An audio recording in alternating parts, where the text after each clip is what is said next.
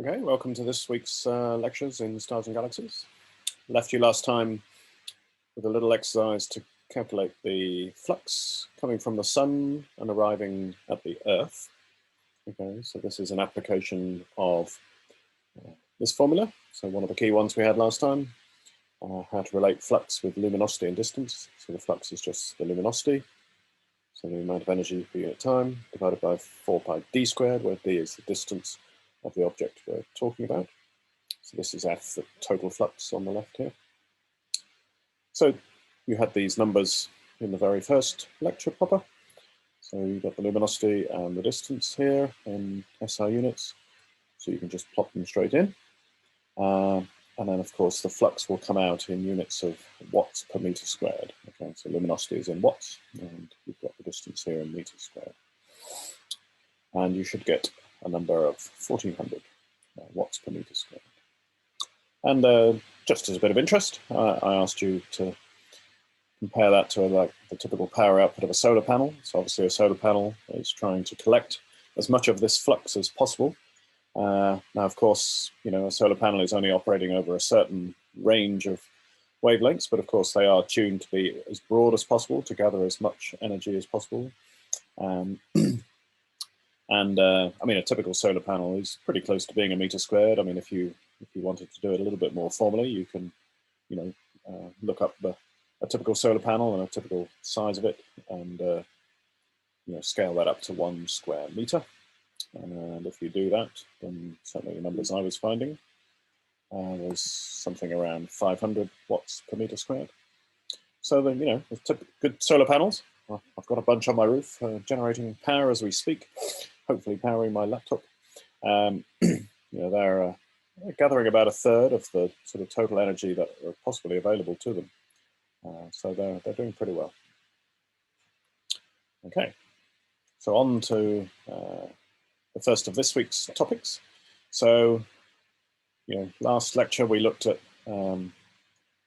measuring, you know, some fundamental parameters like flux and luminosity of a star, and talked a little bit about one way of measuring a temperature through the Wien's law. Now we want to look at measuring the sort of brightness of stars effectively, okay, and also looking at the colors of stars and how to quantify those as well. And we will also, along the way, come back to sort of quantities related to luminosity as well. And we're going to introduce the magnitude system. Okay, so that's the main focus here today. So let's think about measuring the brightness of stars. So, you know, just like in the background behind me, you know, how do you characterize the, you know, the fact that some stars appear bright and some stars appear faint? You know, you can do that just by going outside and looking with your naked eye. Some are easy to see, some are hard. So that's all to do with brightness. And brightness is really, I mean, I'm introducing that term because it is a common term that we use, but in reality, what we're talking about here again is flux, and usually more like the monochromatic flux that we talked about last week. Obviously, the human eye, you know, is sensitive to a certain range of wavelengths. It has a certain diameter and it has a certain sort of cycle time. So it's acting like a telescope. So it is basically measuring flux constantly. But because astronomy is a very historical subject with a long and illustrious history, you know, going all the way back to ancient times, then you will very rarely see sort of catalogues of objects like stars or planets or galaxies. Very rarely see them with like a flux in watts per meter squared per nanometer or something listed. Invariably, you will see catalogues of stars with brightnesses listed as in a magnitude scale. So where did this magnitude scale come from? Well, as I said, it really comes out of the mysteries of time, really. So basically, when, you know, before the telescope, and people were just looking at and starting to sort of, you know, try and catalogue the sky with the naked eye, then an arbitrary sort of brightness scale was introduced, where stars were just given a sort of an integer number to illustrate their brightness. And this basically started the magnitude scale. So a star with magnitude 1 would be basically some of the brightest stars you can see with the naked eye. And magnitude 6 would be defined as basically the faintest stars you can see with the naked eye, so the ones that you can only really just see. And you've got 1, 2, 3, 4, 5 in between those extremes. Okay. So that's the sort of historical origins of the magnitude scale. Then, of course, the telescope came along, and then where you can start to modern detectors, where you can really start to quantify and measure the flux very accurately and compare the flux from one star to another very accurately. And so at that time, instead of throwing away the historical magnitude scale, it was just sort of updated and quantified and calibrated. And so we still use it today. So you can't get away from the magnitude scale in astronomy. So to quantify that historical magnitude scale, the first thing to realize is that effectively the human eye acts in a very kind of logarithmic way, sort of, powers of a number. And so the magnitude scale is fundamentally a logarithmic scale. Okay? And so if we go back to our brightest and faintest here, if these days, if you measured the difference in flux between the brightest and these faintest stars, it would be about a factor of 100 in flux. Okay. But you can see that the difference in number here is only 5. Okay. And that's the bit that's been quantified. So the magnitude scale is defined such that the difference of 5 magnitudes corresponds to a factor of 100 in the monochromatic flux, F lambda, that we introduced last time. Okay. So this idea of a difference in numbers corresponding to a factor, that's the essence of a logarithmic scale. Okay. If you think about the more familiar orders of magnitude, a powers of 10 type scale, as you go from 100 to 1,000, then the exponent changes from 10 to the 2 to 10 to the 3. So, the difference there is 1 order of magnitude corresponds to a factor of 10. But, a common mistake is to think that the magnitude scale is also in terms of powers of 10. It isn't, okay, as you can see by looking at these numbers. Right? So a difference of 5 magnitudes corresponds to a factor of 100. So, but that's all you need to remember. That's the real fundamental definition for the magnitude scale, and everything that we do with magnitudes flows from this definition. Okay, so that's the definition in words. Here are some numbers, and we'll just as a diagram to illustrate the kind of range of the magnitude scale and the fact that it's logarithmic. Okay, so this is a diagram from the universe textbook that attempts to sort of put everything in perspective. Now, one thing to notice, of course, is the way that the numbers on the magnitude scale work. Okay, so as the numbers get larger and larger down this way, then the object is getting fainter and fainter, dimmer and dimmer. Okay, if numbers get smaller, then the object is brighter. Okay. And because it's a logarithmic scale, then you can have negative magnitudes as well as positive ones. Okay. So going back up this way, these negative numbers mean something is very bright. Okay. So if we look on the right-hand side, there are sort of example objects in here, and you can sort of see in here the historical origins of the scale. So here's the naked eye limit at +6 on the magnitude scale. And originally, it went from 1 here to 6 here. So that's the historical origins of the magnitude scale. Now, when things are quantified, then there are stars that are actually brighter than magnitude 1. In fact, Sirius, the brightest star, has a negative magnitude, -1.4. Okay.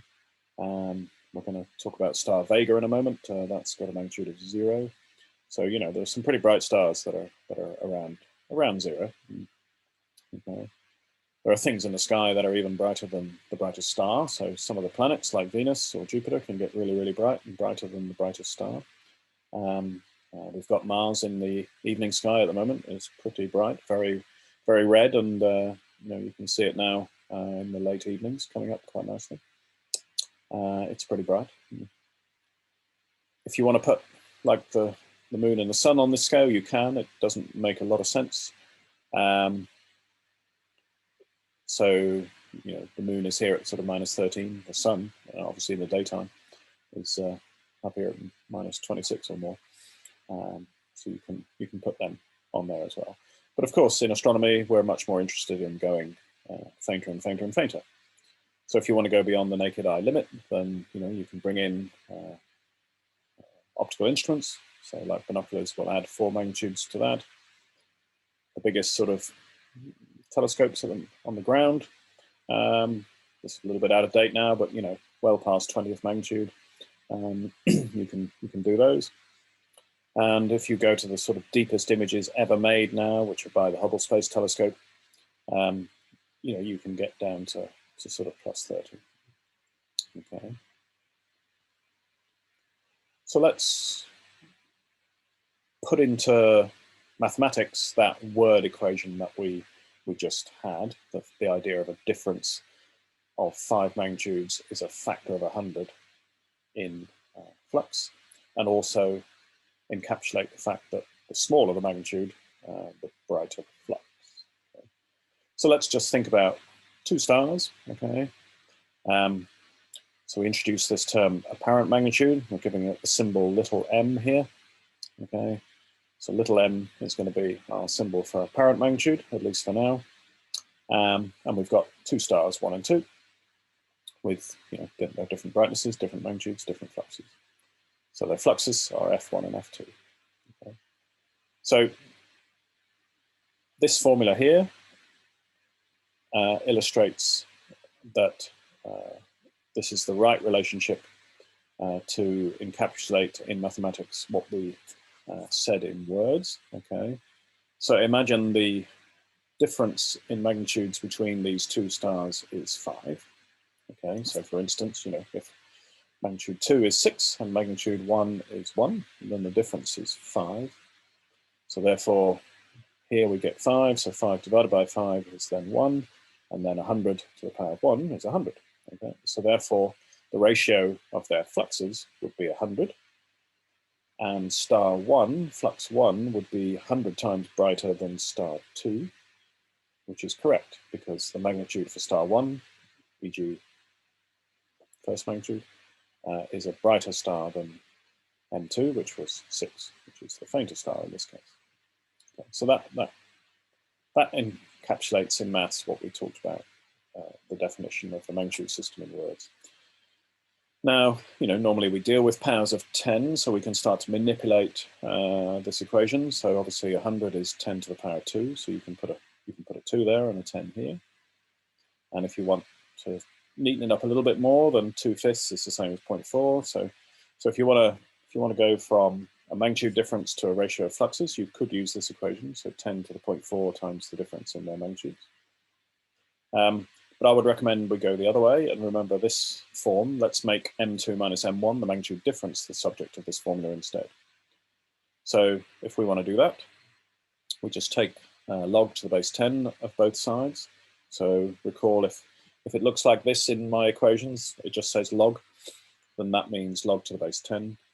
I don't think I've got any natural logs in the modules, but these logs will always be base 10 in this module, I think. So you can take the log of both sides, and that gives you this equation, and then we can rearrange to give the magnitude difference as the subject of this equation.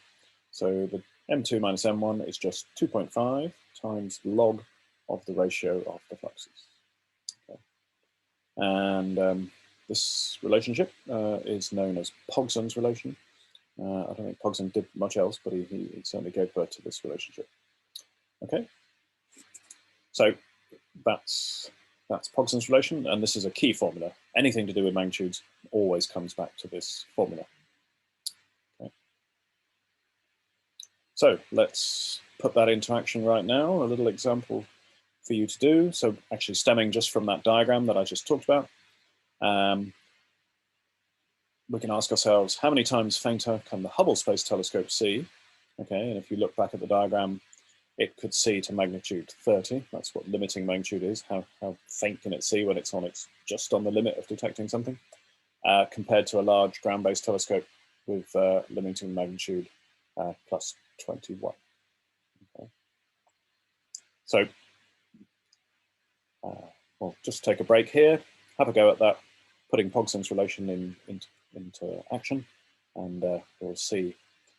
Again, another reason why the Hubble telescope was better at the time than the ground-based telescopes around. Okay, so see you after the break and after you've had a go at that.